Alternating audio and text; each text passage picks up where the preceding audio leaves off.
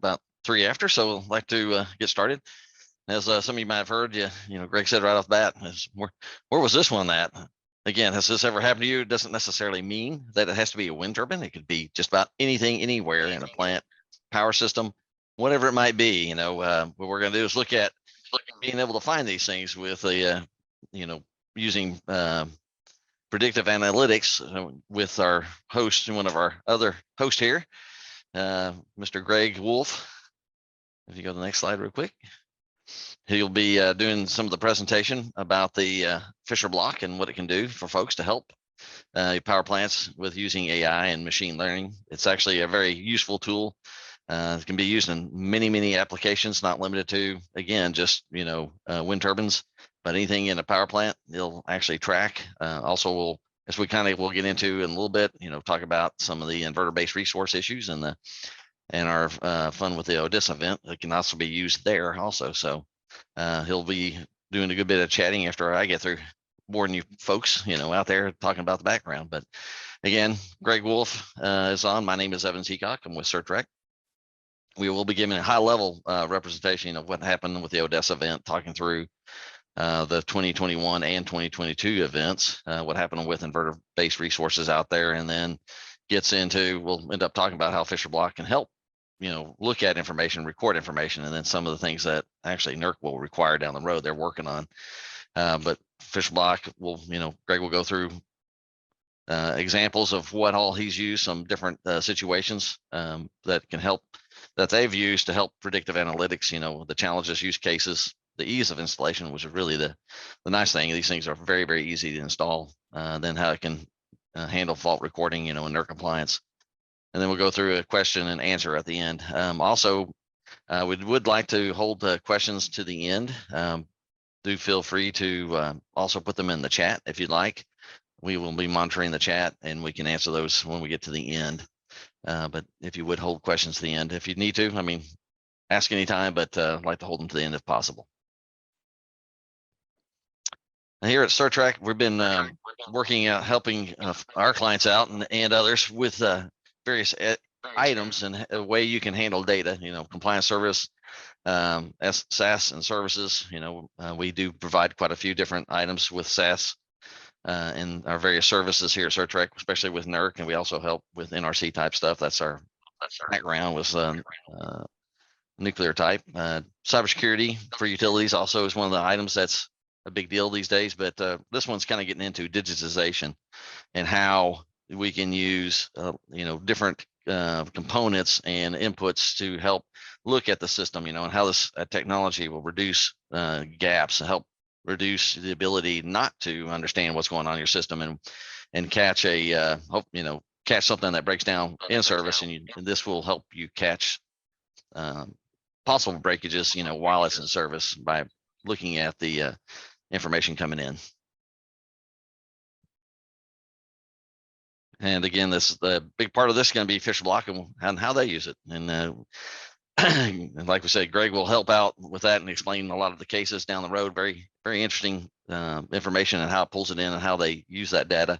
Again, wind sites, solar sites, battery storage, transmission system, transformers, pumps, motors. It can actually see issues by using analysis to look at the current signatures, the voltage signatures, and pull out information that says, we may be having a failure, and it can help look at and prevent failures from occurring while in operation. So kind of get into what we're leading item here is the Odessa Disturbance of 2021. And when we say Odessa, it's Odessa, Texas.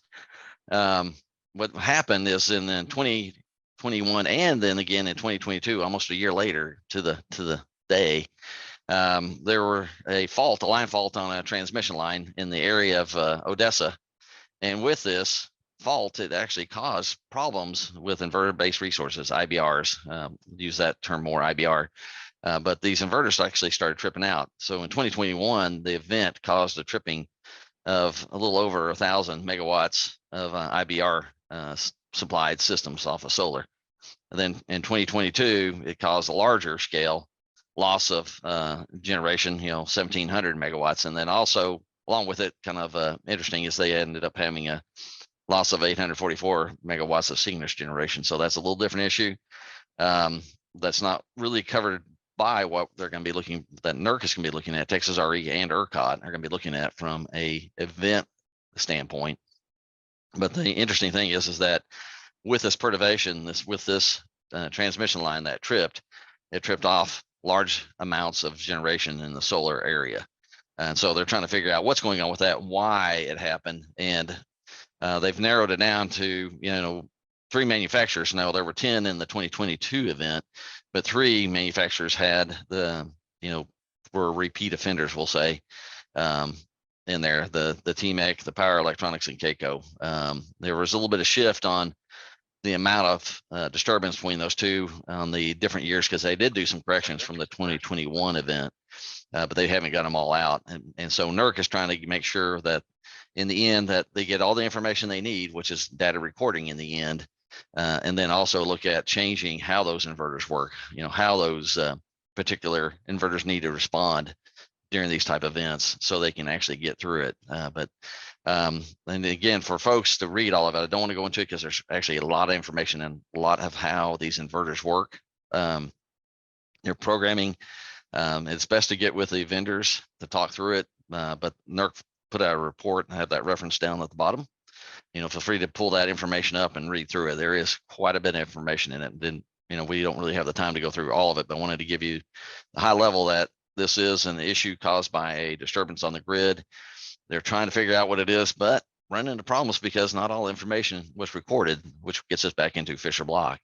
If you go to the next slide, kind of look at the area, you can kind of see the big blue circle was around the area where the event occurred. And you can see that solar sites, not necessarily that close to Midland and Odessa, had problems. You can see they're spread out, but it goes to show that because of perturbations in a remote area and through the electrical ties of the transmission system, that you can have, cause troubles far away. The furthest way was actually down there by the state line next to Mexico, way 400 some odd miles away, and it caused a problem. That was a synchronous generator, but you can still see the number of units that had tripped due to one issue or another in and around the Odessa area. If you go next. So as part of the looking at trying to figure out what's going on, one of the main items that NERC is going to do is looking at doing enhancements to PRC2, which is basically the recording of information at on the transmission system, power stations, whatever it is, but it's all data recording is what it's for. So they have started a project 2021-04, and they have submitted a standard authorization.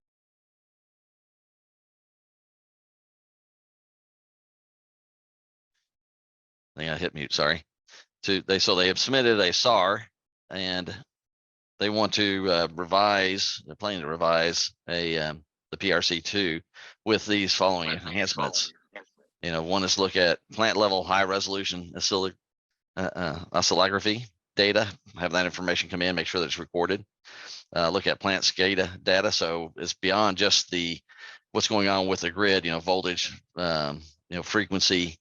It's also looking at what's going on with the plant itself. What's going on with the equipment at the plant, which gets down to the inverter level sequence of events recording, fault codes, and then also back to oscillography.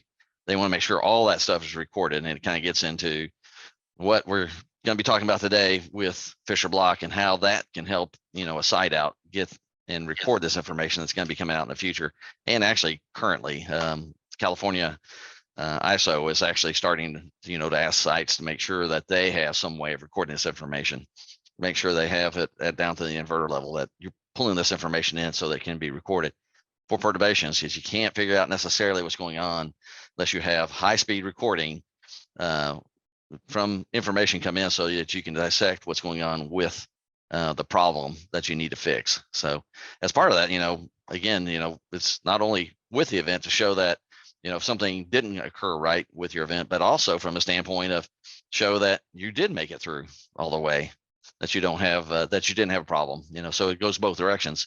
You can show if you have a problem, you can help narrow it down, figure it out, and then also show that your site did make it through by presenting the oscillography recordings back. And you never know, NERC actually, in trying to analyze all these, will take that information and look at it. And again, this is really what gets into the Fisher block and going forward with that information. And at that, I'll turn it over to Fisher block here with Greg talking about it. Again, Fisher block and Certrec will work together. They provide the hardware. We can get you the information in the end through our services, but I'll let Greg explain all that. Thanks, Evans. So yeah, the Fisher block platform actually consists of hardware sensors, which you see on the left there, which we call smart blocks. They're about the size of an iPhone. They're about 2 inches thick, and they mount inside inverter cabinets, control panels, wind turbines, solar farms, so forth. And these devices are 24/7 high-speed recorders. They're not sending continuous oscillography to our software platform, WaveIQ. However, they have a circular buffer inside, so they maintain a history of a certain amount of cycles. And we really focus on the high resolution oscillography captures. And I believe PRC 002 requires at least 60 cycles pre-event, 60 cycles post-event at a minimum. We actually provide a little bit over 600 cycles if there's a condition of interest. So it does not have to be a breaker trip. It can be anything outside a statistical level, so that if your IBR does ride through a grid event, you have the information captured by our platform to learn from and make sure that you're optimizing your system. And so that's a big part of what our capabilities are. However, we really focus on the predictive analytics on asset health, and rotating equipment and solar panels, as I said, and wind farms as well. And so I think the next several slides, we have examples of real world use cases for this technology. So this is just an example here of kind of exploded view of inside of a wind turbine. The blades aren't shown. They would normally be on the left there. And it's interesting because with the gearbox there and all of the bearings inside the gearbox and inside the generator and the main bearings and all the balls that are rotating, there's many moving parts, and they all have different frequencies of operation. So those blades are moving at around 1/4 hertz, and then you get into the gearbox, and the first stage is around 5 or 6 hertz, and then intermediate stage is maybe 20 hertz or so, and then the high-speed stage is actually with the generator rotation, which is, depending on how many pole pairs there are, that ends up rotating upwards of 1800 RPMs. And so monitoring the electrical signal coming out of that generator, our software is dissecting and extracting all the frequency components, which is through FFTs and DFTs. And we can then monitor all those frequency components over time through various load levels. And as those frequency components exceed thresholds, that's indicative of health problems inside the drivetrain. So it's the same concept, whether it's a transformer or a breaker or a solar panel, or in this case, a wind turbine. Analyzing electrical signals 24/7 on a continuous basis. The software learns what's normal and what's not, and can then provide predictive alerts so that issues can be resolved before catastrophic costly failure. And interestingly, as I just alluded to, the mechanical problems that end up with rotating equipment, for example, they actually affect the electrical signal at the frequencies at which those sub-elements are operating. So many cases, vibration sensors will pick up a failing gear tooth, and how that meshes with its adjacent gear affects the vibration signal. It too will affect the electrical signal. So monitoring the electrical signals is a real advantage to our customers in terms of being able to monitor both electrical problems or systems as well as mechanical. think this here you alluded to, Evans, in terms of the California ISO recommending that either PMUs or digital fault recorders, and our devices, they do the oscillography, so the DFR functionality. While there's a requirement that IBRs ride through these faults, how you prove that you're meeting that requirement, they're recommending, oscillography. I don't know how else you would prove that you're meeting that requirement, but that's what we provide. So this is interesting that this is now really coming, front and center in terms of focus from these regulatory bodies. Yeah, that kind of goes with it. The Texas event is spilling over to all areas. So, that's why you see this from California ISO, and that's exactly right. I mean, they want to look at that information, see what's going on, so they can analyze, others can analyze and make sure things are working the way they're supposed to, and kind of like you said, riding through the events. Mm-hmm. So this one here for a solar farm, this is inverter-based resource, and what's interesting that we found, and our customers in the utility markets are challenged with, is when they do have a trip on an inverter, that will trip off thousands of panels, and then they are left with having to physically walk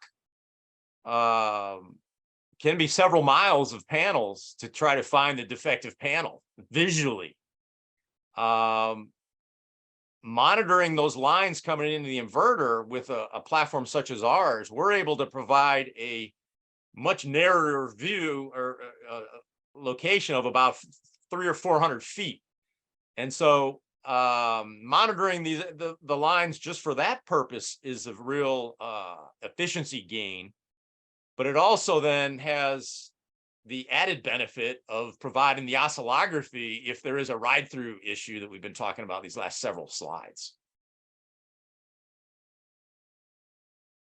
And out on the grid and substations, both transmission and distribution, there's many cases where there's either electromechanical relays, in this case, where they do not have any oscillography in the case of an event.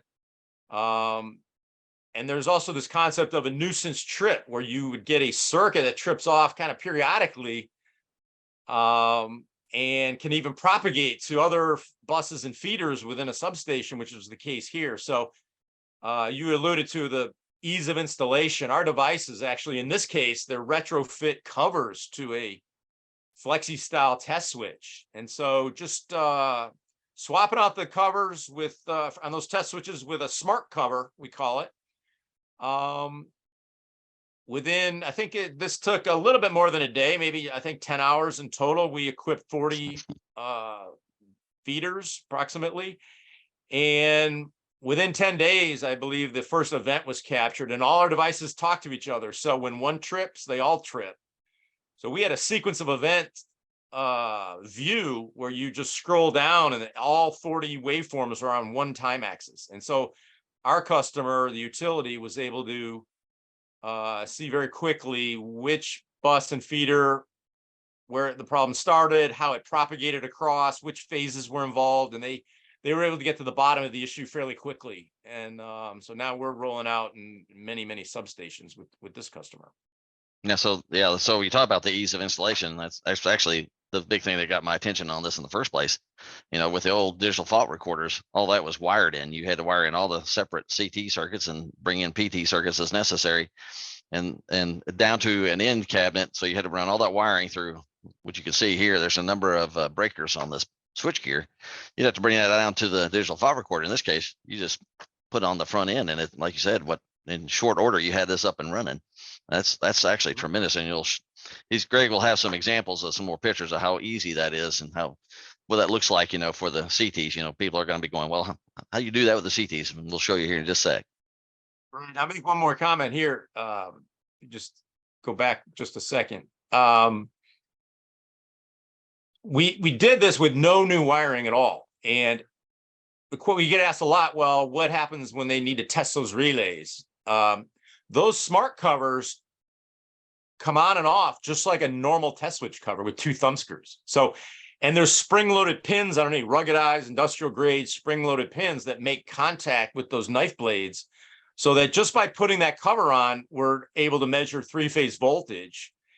And then we swap out one of the mounting bolts, and we have a hollowed out version. We call it a smart bolt. And we go right through the mounting bolt to the back of the panel. And that's the next slide, where we then just clip on revenue grade split core CTs.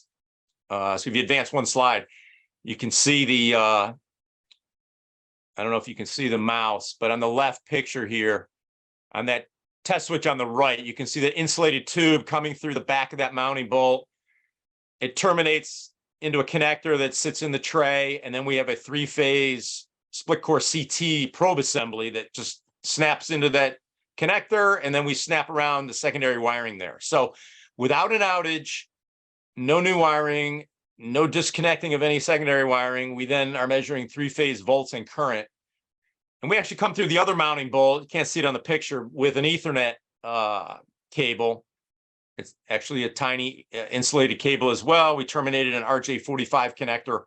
And so we plug into that, and it goes to the switch in the substation. And then so all the entire platform can stay on the customer's network behind their firewall.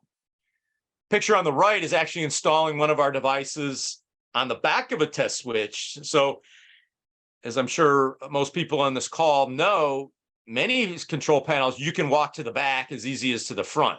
And so in those cases, many times we'll, without needing any additional real estate on the panel, we'll mount our device to the back of the test switch. We take advantage of the back of the mounting bolts, and we have threaded adapters that come through, and then we use our same thumb screws, spring-loaded pins on the back of those studs, and then we just snap on three-phase split core assembly. And so then we then, with a 5-minute install, in this case, provide all the oscillography, not just when there's an event, but any condition of interest that can be used in a predictive way to warn users, owners, operators, engineers that things are getting worse and there's going to be a trip unless there's action taken.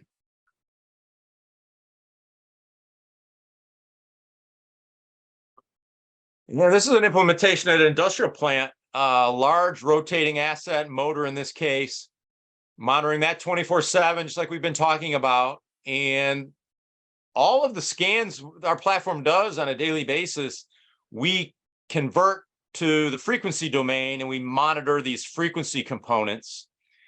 And you can see there on the top right, that's a frequency scan right around the fundamental. So that spectral component in the center is the 60 hertz fundamental.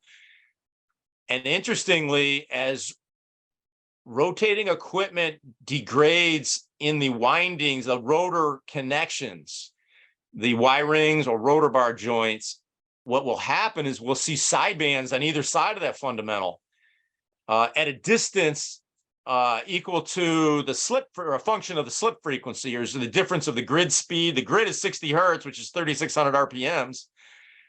The motor's running it a little bit slower because the grid's actually pushing it, but and that distance, the difference in frequency, is where we look for the sidebands. And as they grow out of the noise, that's indicative of a health problem of those joints. And as they get to a certain level, that's indicative of overheating, cracking joint, high resistance, which can be catastrophic if not addressed. So this one was a real world event, and we've had some customers ignore that and then end up having some real issues. This one was caught in time.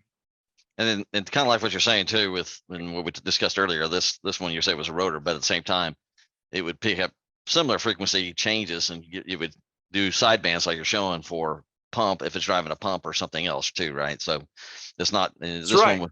Yeah, there can be fan like blade problems, belt problems, bearing problems. Those are different frequencies. And while that's zoomed in, right near the fundamental, we're actually looking up at thousands of hertz. So we're looking at across the entire band of all operating frequencies of those subcomponents, and we're monitoring those over time to keep track of health.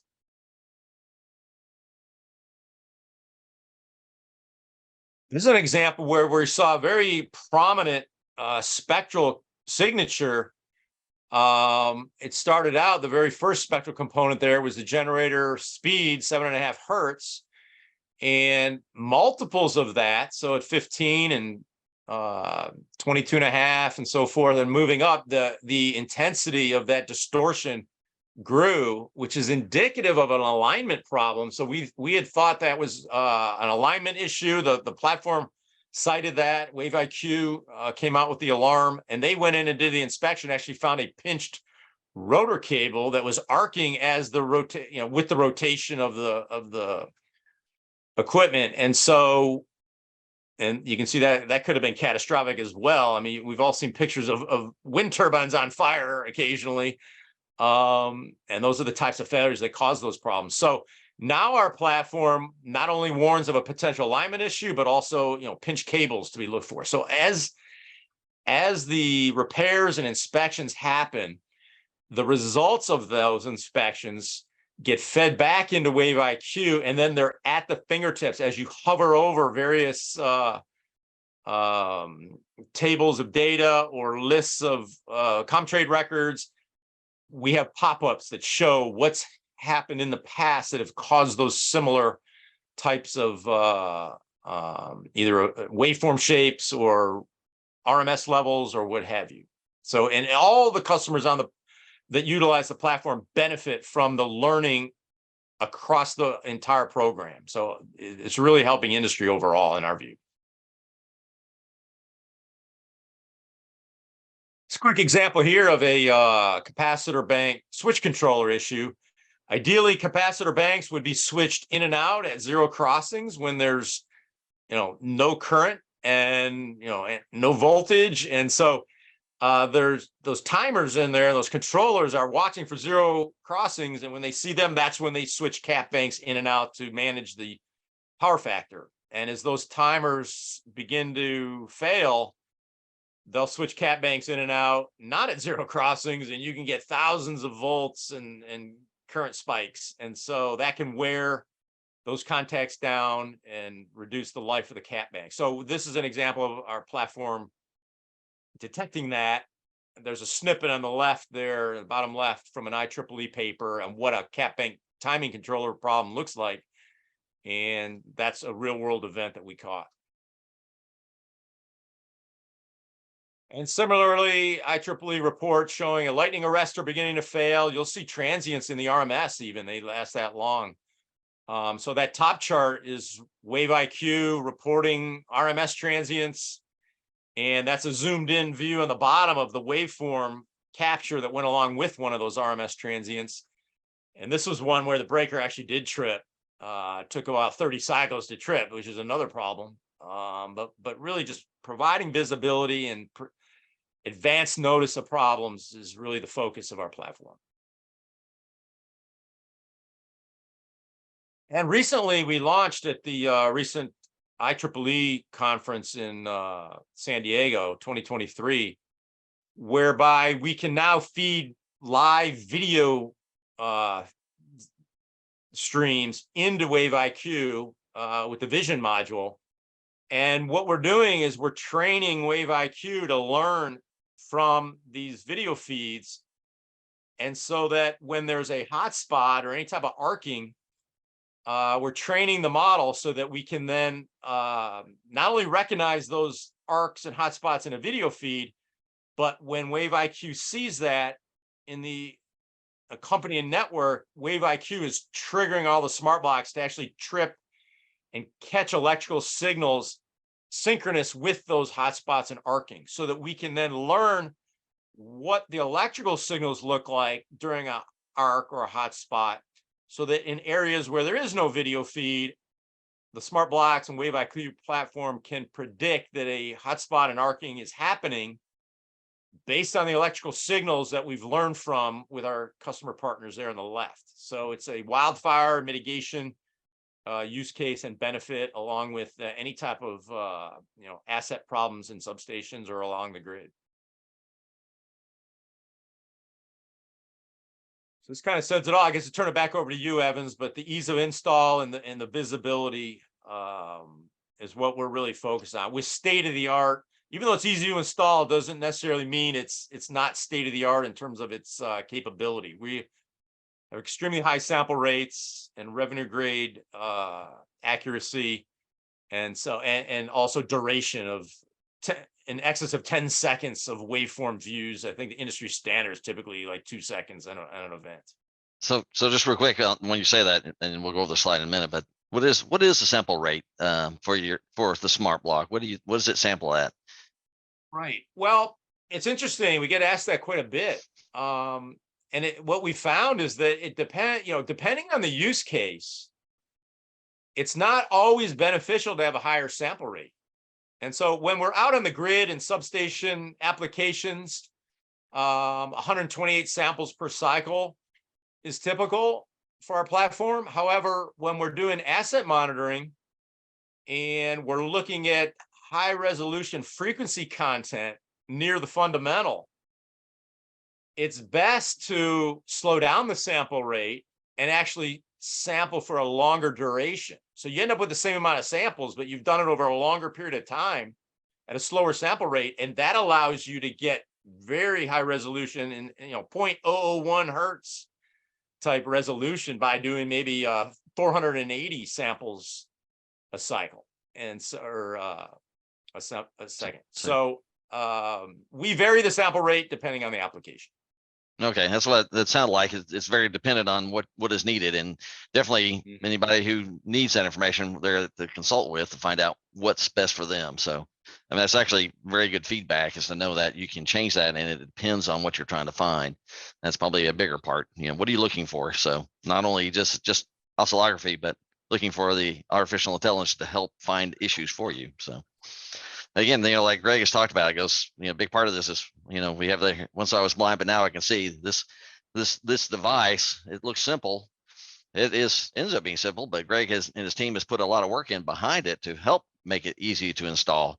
You can put it in at power if you want to, if you're allowed to do that. Some folks have to take an outage no matter what, just because the high voltage and the possibility of damage, breaker blowouts, whatever it might be, but it's easy to install.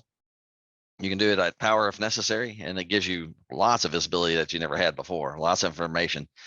Part of that gets back to, you may not know what you don't know in this case, but Greg's here to help out and make sure you can, you have a question, you can ask them and provide that feedback to you to help you figure out what you need. What kind of, like you said, a good example is that, what's the sample rate? Well, what are you looking for? We can vary this. So that's, very good point.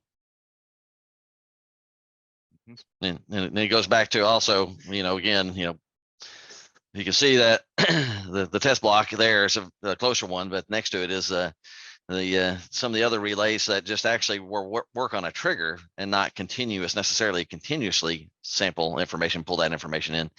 But Fisher Block does it all the time. And I'll make a comment here. Our devices will stream their data directly to our Wave IQ platform, which here is made available through the Certrec portal.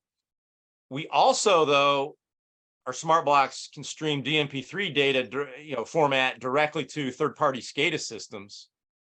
And/or SCADA systems we have APIs available so that SCADA systems can pull data directly, from our platform as well. So there's many different architectures depending on what, the customer's environment is. Yeah, that's kind of the big reason, again, for even the Certrec portal. I was just a secure server site. Data contained within the U.S. does not go out, and it's actually FedRAMP qualified, which means the data stays secure, so you can get it anywhere. But yeah, the good thing about it is that you can pull data anywhere, anyhow that you need to. Whatever way you may need, they can be worked on to get it to you. So kind of go back to it again, we started off with fault recording, but actually we said this was in place with IBRs and the Odessa. Fault recording is a big part of what's necessary to try to figure out what's going on with the grid should you have disturbances out there. So this device, and as we said earlier, there is actually a SAR out there to revise PRC2 for disturbance monitoring, to make sure that oscillography is available so they can look and analyze what's going on with disturbances, what's going on in this case with inverter-based resources, but it's also with the grid in general. Everybody is looking at having that information come to them so it can be analyzed, and including with CAISO, like we talked about earlier. CAISO put that requirement out there, so they're asking for it to be provided nowadays. Another place to look at it too from a NERC compliance is looking at for VAR 2 when you need to know what's going on with your generation. If you're a generator, make sure your voltages are where they need to be all the time. Like Greg said, is you can see what's going on. You can prove it. You can say, okay, I got this. I have this information recording voltage all the time. If the site doesn't already have such a thing, but it's also good for providing that information quick and reliable feedback to operators as necessary. Make sure they're within their voltage schedules within the grid.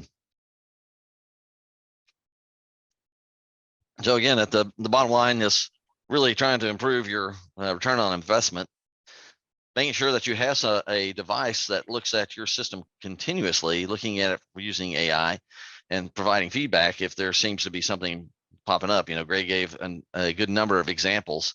The examples are almost endless from an electrical standpoint, using the analysis and then the feedback that the Wave IQ has.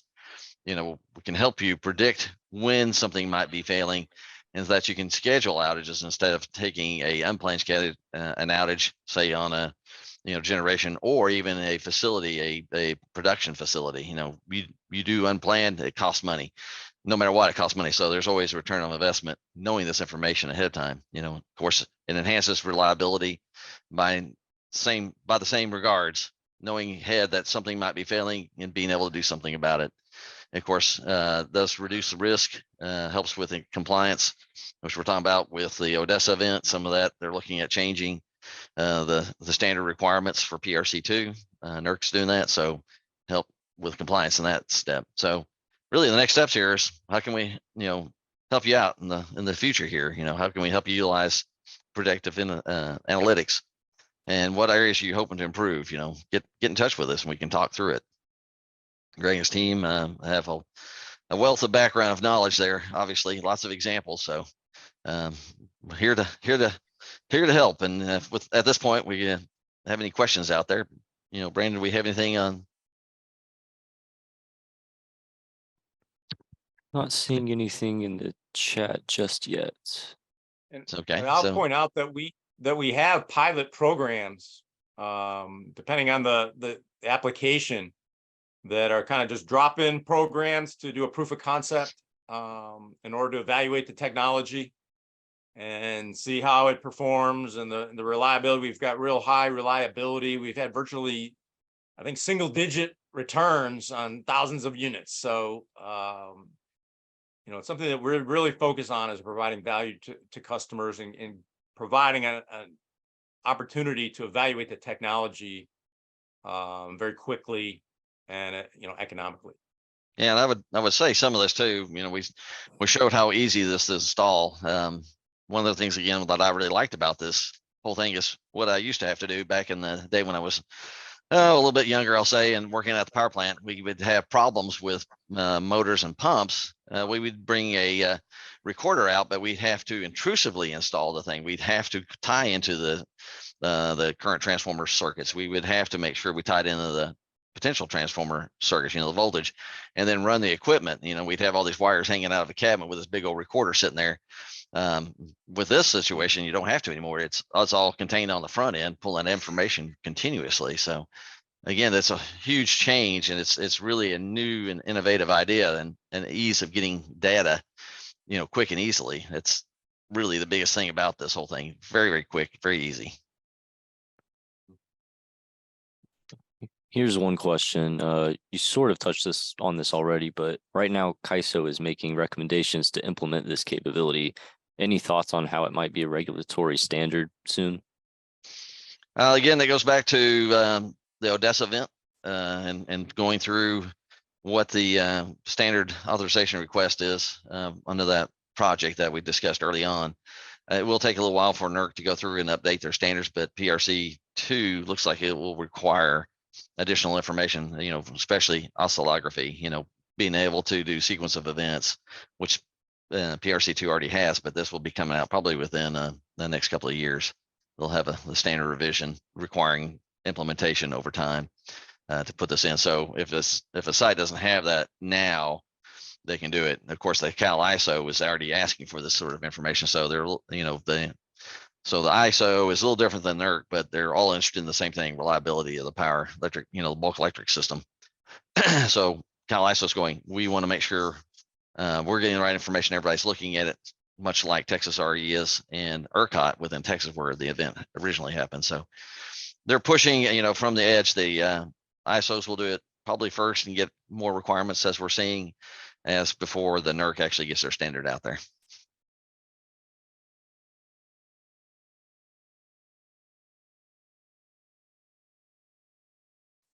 Have another question there, Brandon? Yes. How is Wave IQ licensed? Is it per user? Could you talk about that?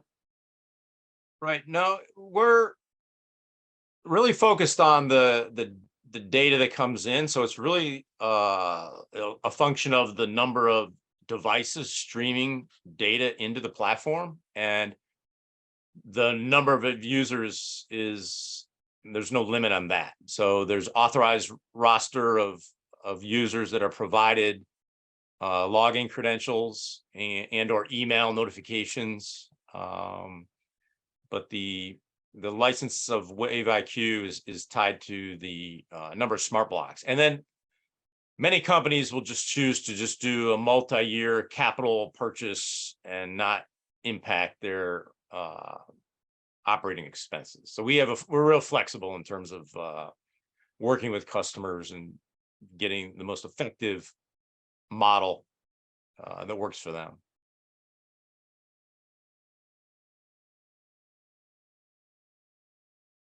Guess we got a little bit of a quiet crowd today, Greg. Yeah, it's funny. Sometimes it's 30 questions. Yeah, sometimes yeah. it's 2. I'll throw one out there in general. You threw out a bunch of examples, of events that this picked up. What was there one that stands out to you more as kind of an aha moment, for the information that y'all looked at and the data as y'all were going through the issue? Right. I think depending, which market, I think the one on the grid where we installed 40 devices in about 1 day, and then within 10 days, we had a sequence of events with 40 waveforms on one time axis. We had that proof of concept already done, but actually seeing that come to fruition that quickly, and that all 40 devices triggered, we call it cross trigger. That was definitely a great, it would maybe not great for the customer, but it was a validation to our team's hard work and our platform's capability in our view. But then rotating equipment, I think, seeing some of these spectral components rise up out of the noise and get more pronounced, each day, week, or month, and then going in and doing the inspection and truly finding, overheated joints and charred metal getting, to the point where it could crack, and seeing that be prevented, a catastrophic failure. That's another aha moment, I guess, as you call it, for on the asset side monitoring. So yeah, that's definitely very good examples. All that, like you said, even though the customer had with the 40 that you installed in a day, the customer's probably glad too, because they could say, okay, now we can go figure out what's going on. So that's really they were having trouble, I think, and couldn't figure it out, diagnose it. Well, this helped diagnose that. I do believe we had another question there, Brandon. Yep. Here's another one. Can and how much information can be fed into Pi or Pi server? I guess from your devices. Right. Well, the Wave IQ platform and software, that stores all its data on typically either a hard drive in the server, but more typically will have external drives. So we just did an implementation recently where we have a cabinet of several of our devices, and we have a 20 terabyte external multiple drives, which will give us multiple years of information. But in terms of Pi and DMP3, I mean, we just basically the number of tags, we have upwards of 30 tags coming out of each of our devices, streaming to third-party SCADA system. And we have a SCADA Plus module within Wave IQ. So we can provide SCADA views in terms of charts and monitoring without having to have third-party system. But most utilities obviously already have SCADA systems. And so we stream into those systems and, we haven't had a limitation that we've come across to date in terms of the amount of data. Hope that answered the question. I think it did. You got a thumbs up there for a little bit there, so I believe so. Yeah. Great. Any other questions? Not seeing any more in the chat. If anybody wants to come unmuted, you can also ask your question that way. Yeah.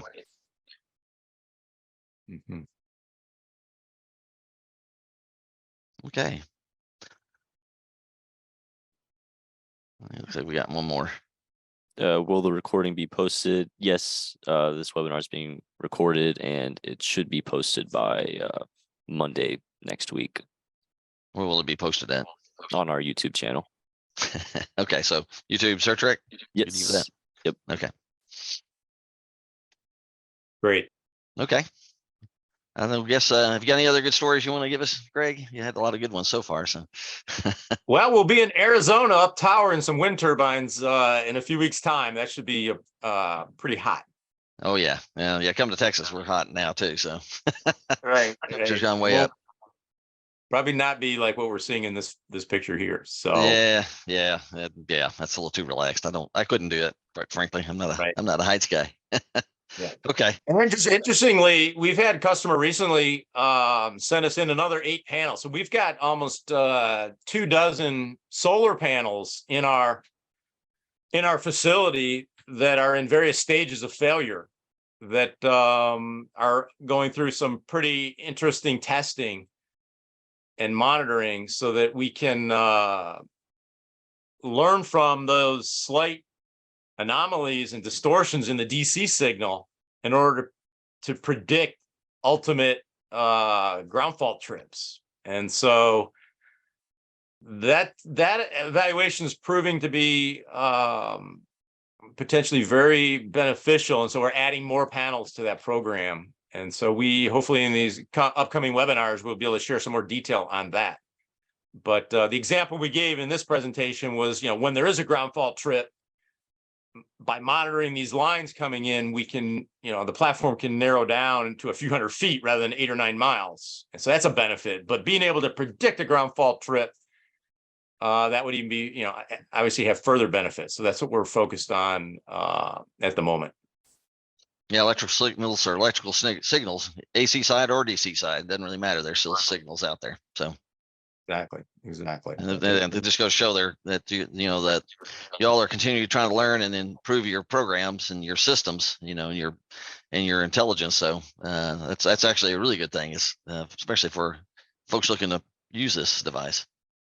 Yeah, when we first launched the platform back in 2017 timeframe, we really were focused on the smart block device itself, the sensor, the hardware, and providing an offering that would install very quickly, economically, and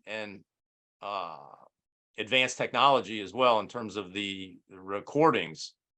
However, in the last several years, we've really been focused on all of the analytics and Wave IQ.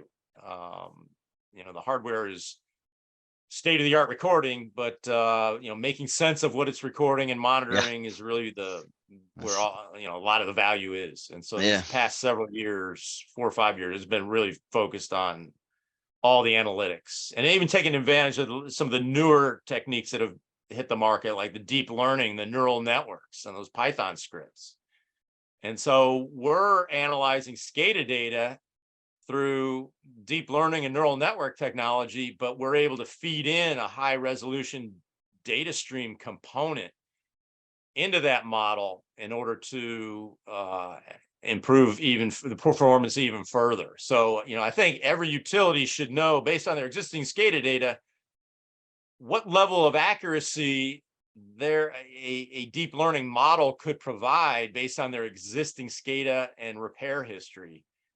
And we can provide that based on in a proof of concept or a pilot using their own data. And many of our pilots, we're not even using smart blocks. We're analyzing our customers' data that they already have, either historical or real time, and then adding in the high resolution smart block data stream. And again, it's not 24/7 oscillography. It's only those oscillography captures that the smart blocks deem conditions of interest that exceed various statistical or user defined thresholds. They come into the platform, into the model as well. And so I think the future is going to be very interesting in terms of advancing the deep learning neural network technology that we're seeing in the chat GPT and the language side. But really that came from algorithms that were used to analyze data. And so very interesting times ahead, we believe. Well, that's good. I appreciate it. It's good that you're looking to use the data and try to learn from the data. I mean, the device by itself is great, but if you don't know what the data means, it does you no good. So, I mean, that's probably the bigger benefit for this is understanding the data, and that's what y'all also been doing. So, and with that, I think I'd like to. I think we're done. Don't think we have any other questions. Here's some information though to be able to get in touch with us as you need to. Different locations to go to our website, Certrec website. There's some phone numbers that you can call us. So get back in touch with us. Again, this will be on the recording in case you don't get it all right now on the YouTube. I want to appreciate the time today, Greg. A lot of good information, and we'll talk to you soon, I'm sure. Great. Thank you. Thank you, Evans, and to everyone, Brandon as well. Thank you. Yep. Thank y'all. All good. Bye-bye.